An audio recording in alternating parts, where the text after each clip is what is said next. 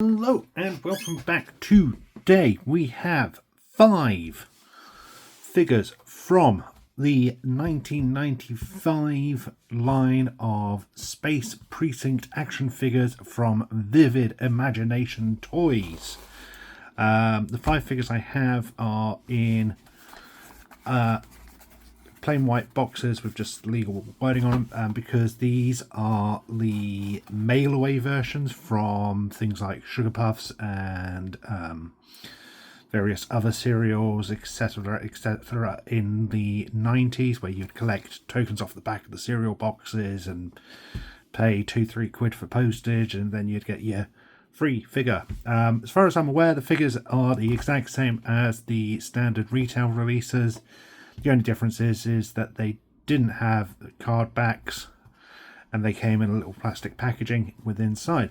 So without further ado, let's take a look at these figures. So first up, we have the lead of the show, Lieutenant Brogan, on his on patrol uniform. I think, if I remember rightly, there were 2 versions of Brogan.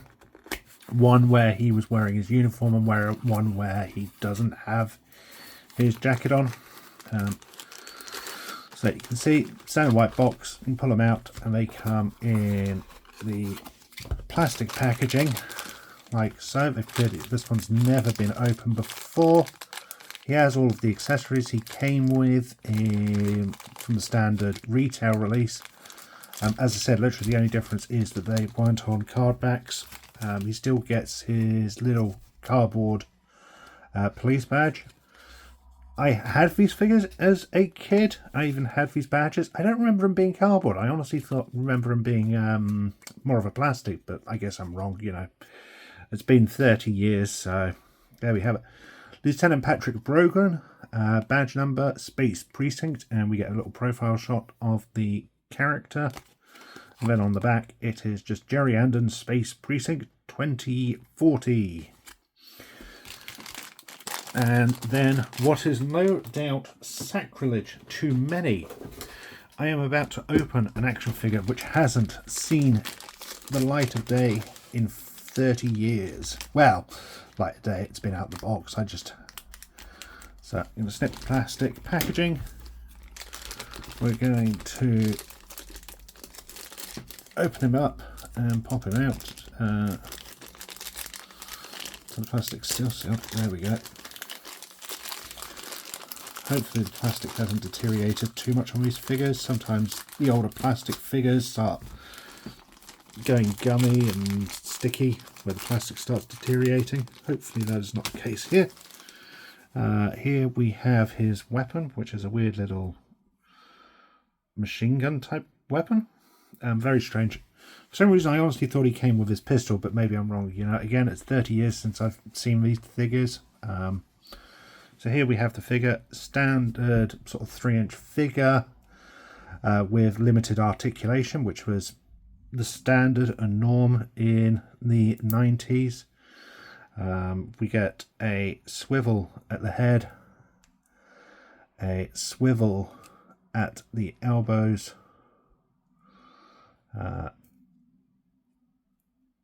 elbow articulation, swivel at the hips, and then bend at the knees. Sadly, his sticker for the badge is coming up, but nothing can be done about that. You can see he's got another sticker there for his badge. Likeness isn't that great, but you know, this was normal in the mid 90s. I mean, anyone who's seen the Power of the 4 Star Wars lines know that Mark Hamill didn't have a weird chest. But yeah, the likeness could have certainly been better. It's just a generic figure. He should, if I remember right, be able to hold his weapon. Let's see.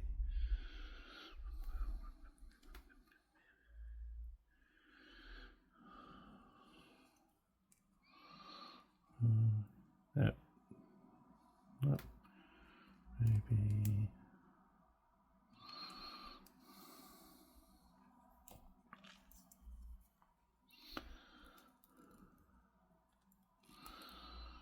You can sort of hold his weapon. Yeah, it's a really strange weapon. I really can't remember the weapon for this figure, but yeah, apparently that's it. That sticker does not want to stay, which is a shame. There we have Lieutenant Brogan. Next up we have his partner, Officer Haldane.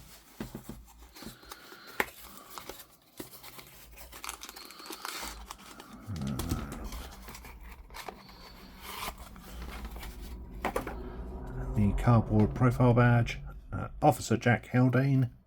His badge number, Space Precinct, and again the profile shot.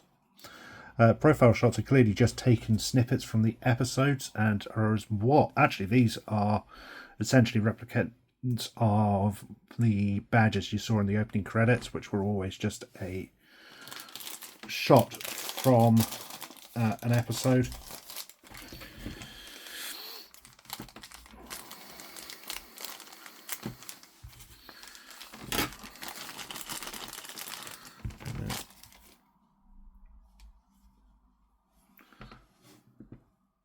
Officer Haldane, exact same articulation as Brogan. I think it's even the same mould, bar the head sculpt. Again, likeness is just a kind of generic figure, which was par the course with 90s toys, as I said. You get the articulation with him. His weapon is one he didn't. It is actually one from the series, but not one he used. It's a net gun. You fired this, and it fired a net, and I think it appears in the episode with the snake, which is one of the villains we're going to open up in a bit. He gets a better haul on his weapon than Brogan did.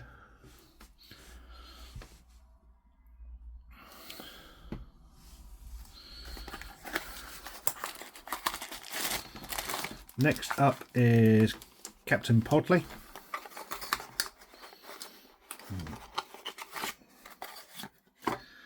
His badge.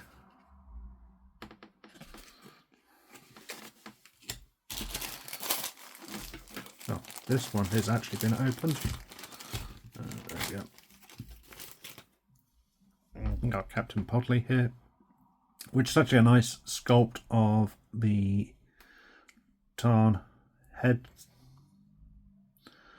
and it's a reasonable lightness for the figure. It's a completely different mould to Brogan and Haldane. You can see he's actually got a bit of a paunch on his stomach, but it's the same level of articulation. The blue on the chest is definitely a different blue to the arms. I don't think it's from UV damage or anything like that. I think it's literally just a case of different plastics being used. Podley comes with a computer monitor and a pointer.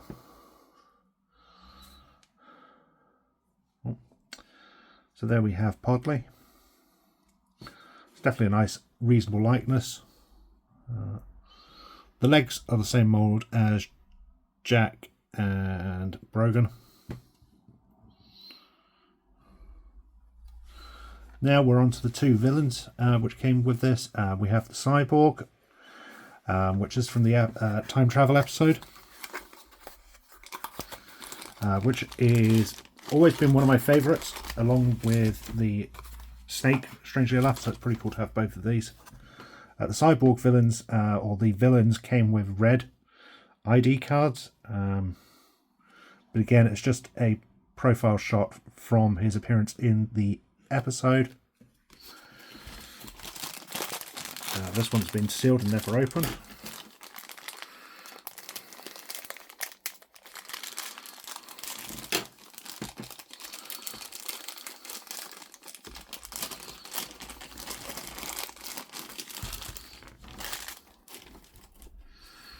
Here we have the Cyborg, which is a completely different mould and sculpt to the others we've seen.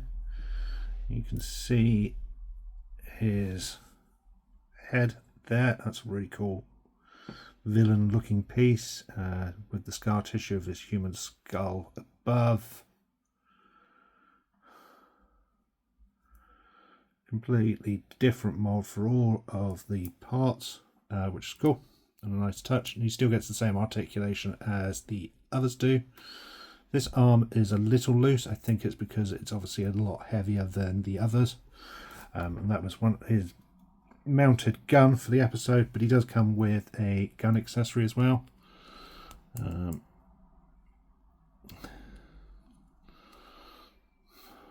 He, again, doesn't really get a grip on the weapon. But it is what it is.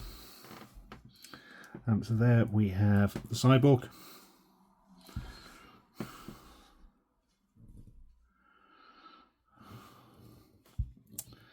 Who doesn't want to stand? Come on. You know you want to. And then finally we have the snake, which appeared in the Bomb Assassin episode. And again, red ID card, snake, and production profile shot from the episode. This one's a little warped, but it is what it is. And again, I think this one has been opened at some point. That's cool.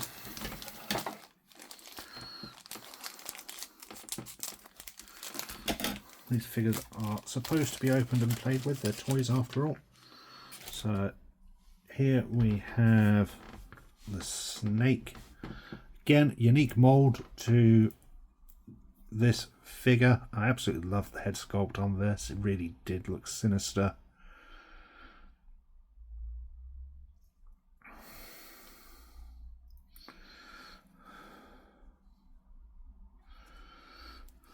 And the snake comes with a bomb accessory, which he can hold on to.